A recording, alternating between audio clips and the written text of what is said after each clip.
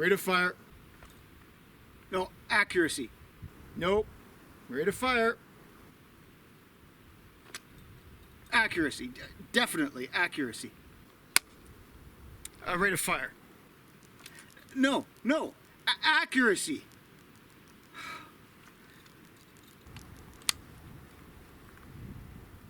Rate of fire. Look, man, take your pipe clay somewhere else, okay? By the end of the Napoleonic Wars, in 1815, the combination of the British infantrymen and the Brown Bess proved a fearsome combination. Simple, rugged, and reliable, this combination proved its worth in many battles fought in Portugal, Spain, France, and ultimately at Waterloo in Belgium. Now this, the East India pattern, or third pattern, Brown Bess, was not materially different than any other flintlock musket of the era. It suffered from exactly the same issues as all others. It had a smooth bore. Now what this meant, in combination with a small, undersized bullet wrapped in a paper cartridge, was that it was inherently inaccurate. Musketry, indeed, was delivered at relatively close range, well under 200 yards. This was to ensure maximum effect. Indeed, prolonged musketry battles were comparatively rare, Albuera perhaps being the most bloody. Often, battles were decided by one or two crashing volleys followed by a charge. The inherent inaccuracy of the musket and undersized round ball would ensure that engagement ranges were relatively close throughout the era. So, precision fire at relatively long range was certainly not the preserve of this Brown Bess musket. There was, however, a weapon much more suited to that role, the Baker rifle. Now, popular history would have it that the Baker rifle suffered in one key category, rate of fire. Like all comparisons between firearms, context is most important. Here, the Baker rifle was actually issued with two types of ammunition: paper cartridges with a naked or unpatched round ball, and paper cartridges with a patched round ball. These, of course, were augmented by the use of loose patch and ball, used when most careful shooting was demanded. In this video, continuing the firepower series, we'll compare the rates of fire and accuracy of these two iconic Napoleonic firearms. I suppose that the seeds of this video were really sown in the early summer of 2015. At that time, I was attending the celebrations surrounding the 200th anniversary of the Battle of Waterloo as a spectator, and had spent a great day touring around and catching up with some acquaintances who were there as participants. We had positioned ourselves somewhere behind the Lion Mound to watch the Allied army move to the battlefield. Just then, a group of 95th reenactors halted right in front of me. Typical of the slinky effect in a large parade. Bursting from the crowd came the TV presenter, Dan Snow, who was evidently filming some phone video for a podcast or something to that effect. He reached out to the ranks of waiting riflemen and posed this question to them: accuracy or rate of fire, or words to that effect.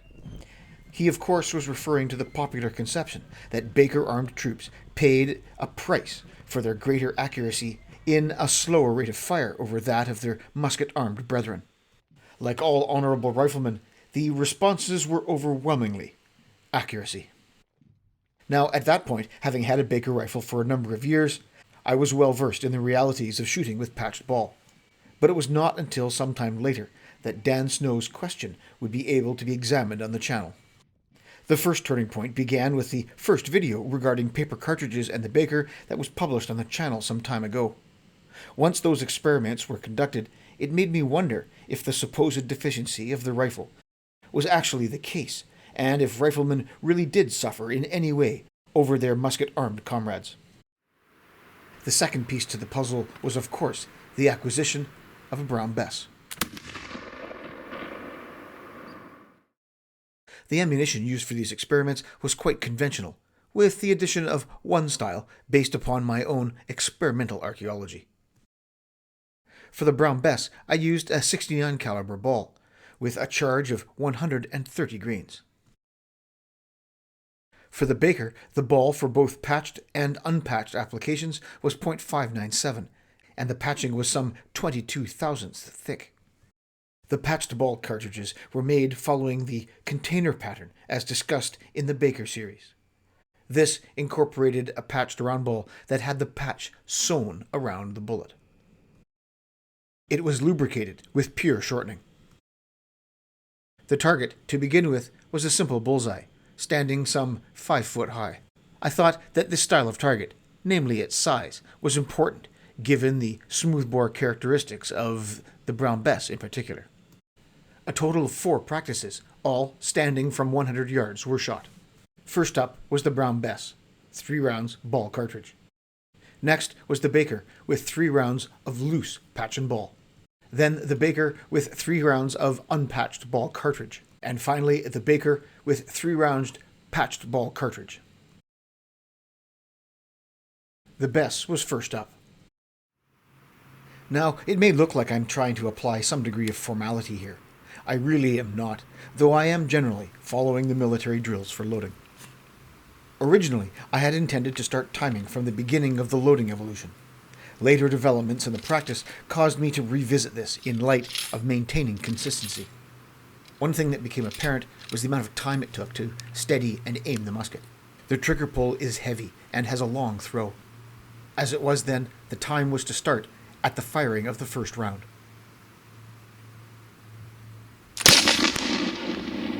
One thing's for sure though, the lock time is very good.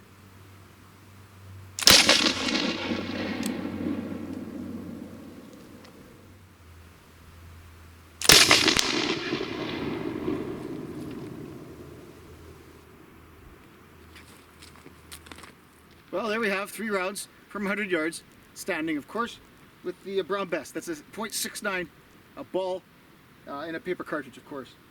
1, 2, and 3, just on the outside there.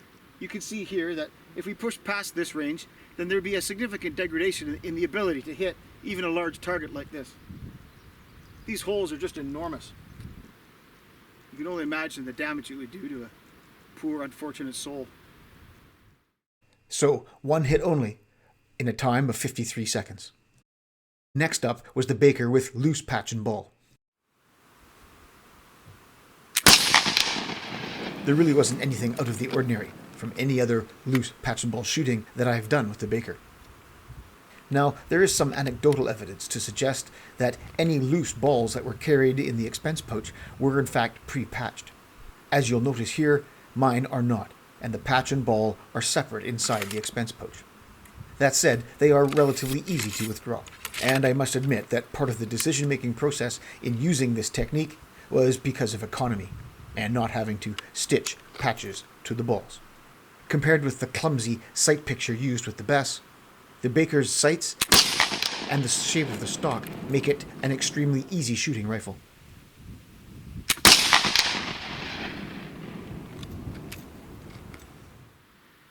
So there's the 3 rounds with the loose patched ball.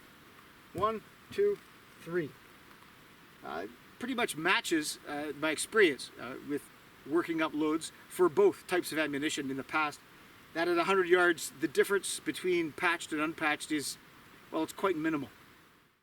I really should have been able to score 3 hits using patched ball. As it was, I didn't, and scored 2 hits in 1 minute, 11 seconds. The unpatched ball cartridge was next.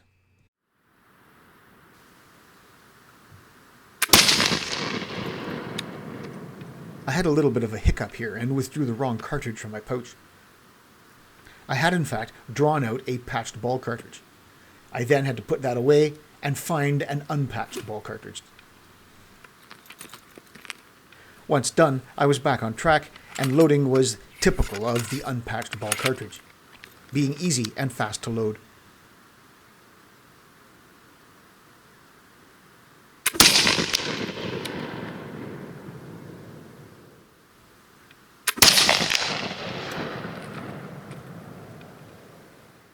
So 3 rounds using the paper cartridge with an unpatched ball.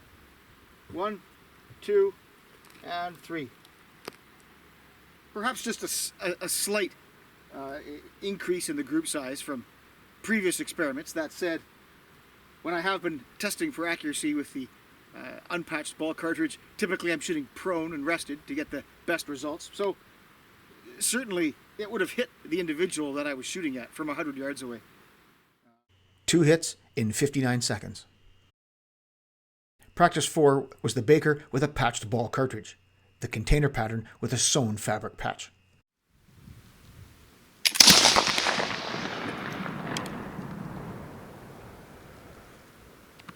Now this was the cartridge that I had arrived at as being the most effective through all my experiments with patched ball cartridges and the Baker. I conducted a relatively exhaustive series of tests with multiple types of cartridges, and this one proved to be the easiest to make, and 2, the easiest to use. It also had the benefit of protecting the patch as much as possible while still affording the accuracy given by the patch and ball combination.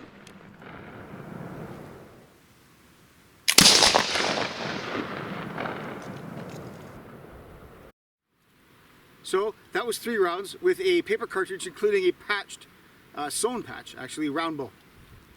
There really isn't much to choose from all 3 methods, whether it be a paper cartridge with an unpatched ball, a loose patch and ball combination, or the paper cartridge with the sewn fabric patch. That is to say, at 100 yards anyway. Once we start stretching the range out, my previous experiments show that the patching of the round ball is absolutely required to hit anything sort of beyond this distance. 3 hits in 1 minute, 8 seconds. After dwelling on the results of the first set of practices, I did, after some months, elect to shoot a second set. Differing somewhat from the first set, I elected to use a number 2 figure as the target. The practices were the same. First up, the Bess.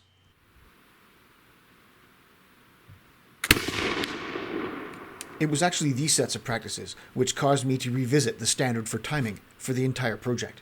I suppose that I just simply wasn't thinking, and during the loading for the first round, I took my time. There comes to be a small nuance to the loading of the Bess once 1 or 2 rounds have been fired. The ball is, of course, heavily undersized, but the paper tends to stick to the fouling just inside the muzzle.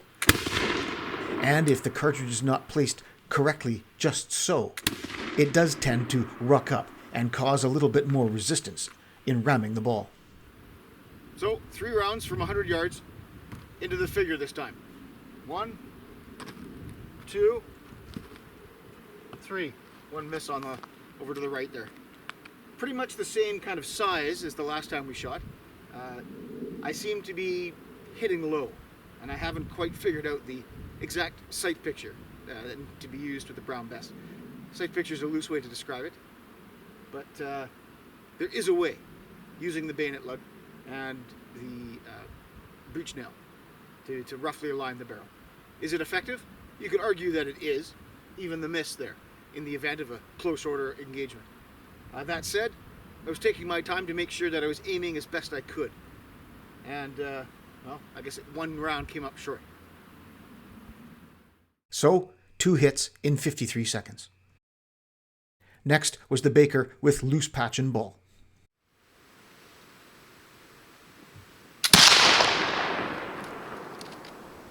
This practice caused a little bit of disappointment in myself. As you can see here, I fiddled about a great deal. Loading with loose patch and ball does take more time, but as you can see here, I just took extra seconds in all the little pieces of the evolution, and the end result was a time that was longer than it should have been.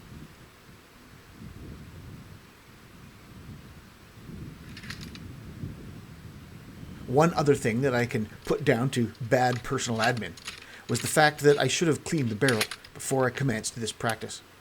Having shot 3 rounds of unpatched ball cartridge, the fouling that was in the barrel was quite considerable, and trying to ram a patched ball down through all that fouling is not necessarily the easiest of tasks.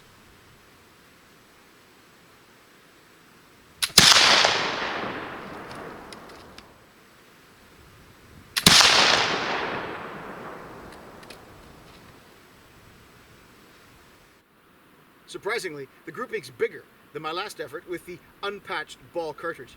However, in an application practice like this, trying to hit the actual target, 3 hits here, that's better than 2.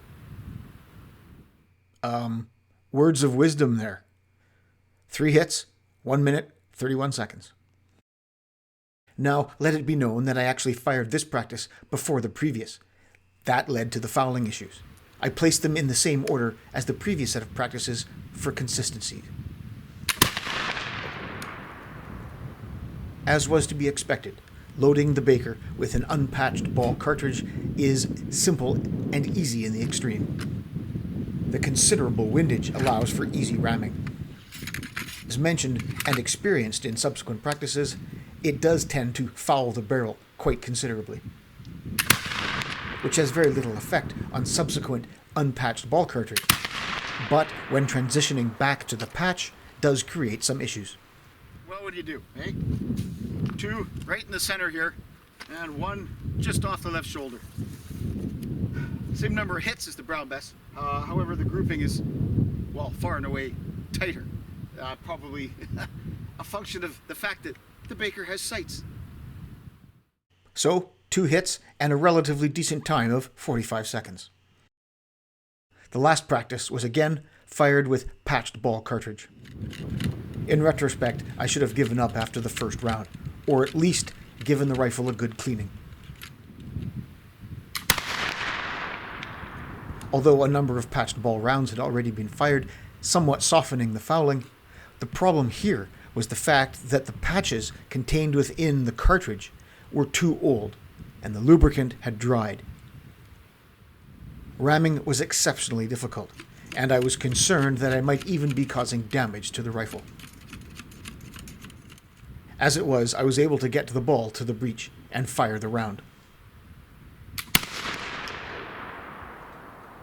I then, after 2 rounds, elected to shoot no more, and the 3rd round was actually a loose patch and ball round.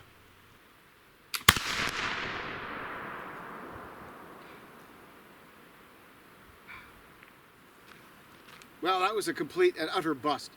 The biggest takeaway from that particular practice was the fact that the lubricant that I was placed on the patch and then rolled into the cartridge, well, I don't know, they're a few months old. And I noticed when I removed the patched ball from the cartridge, that being, of course, the container pattern, that the lubricant, which was grease, had dried significantly. And that led to, as you saw, great difficulty loading. So that's an interesting learning point. Now, it's not extra inclement today. It's not hot or particularly cold. So the fouling in the barrel isn't outside of normal. How would a cartridge made up with a patched and lubricated ball survive in someone's pouch or indeed inside the cartridge for extended periods of time? I don't know. There's very little information about that, but it's an interesting experimental archaeology point. It's a little bit discouraging because it's definitely the most effective type of cartridge as far as making it and shooting it goes. I had the best results, the best times in the previous experiments. But this practice here today with the older and somewhat drier cartridges, well, 2 hits. 1, 2, and probably as a function of the extra hard ramming and the ball got deformed and perhaps the patch rucked up in the barrel. Who knows where the other round is. Let's see a wide hit here anywhere. So yeah, kind of disappointing, but interesting and a good, excellent, as a matter of fact, takeaway.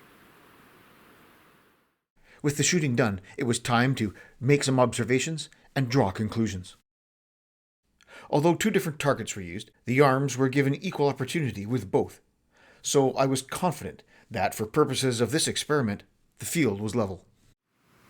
Now, as mentioned earlier, the time taken started with the first round shot rather than the beginning of the loading evolution.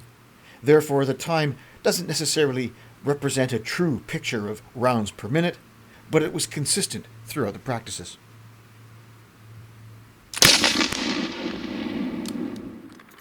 On the subject of times, it must be noted that these were application practices, and not so-called rates of fire practices. The object was to score hits as fast as possible, not merely to shoot as fast as possible, which, in reality, proved nothing. The time spent in aiming was, in certain circumstances, painfully long, especially when watching the footage. All I can say is that this was done as expeditiously as I could, given the goal and the nature of the practices.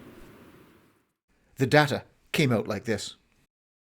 The Bess was remarkably consistent, with an average of 53 seconds and 1.5 hits. As we might expect, the loose patch and ball combination with the Baker yielded the longest times, averaging 1 minute 22 seconds with 2.5 hits. The Baker with the unpatched ball cartridge averaged 52 seconds with 2 hits, while the patched ball cartridge, although somewhat skewed due to the lubricant issue noted earlier, turned in a time of 1 minute and 8 seconds with 2.5 hits.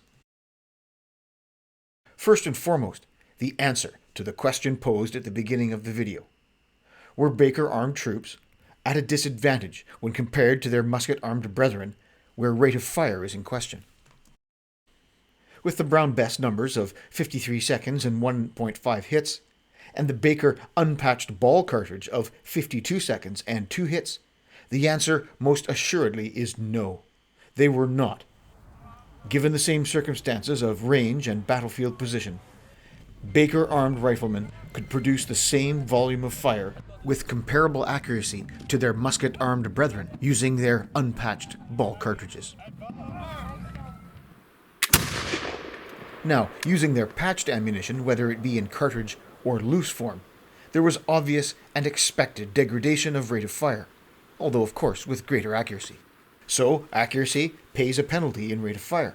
But the real point to be taken away from this experiment when Dan Snow's question of which is more important or desirable, accuracy or rate of fire, well, the real answer is Baker-armed riflemen could have both, albeit not at the same time.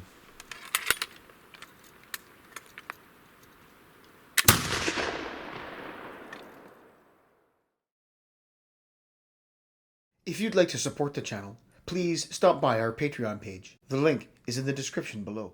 And for more information on projects and updates between videos, follow us on our Facebook page.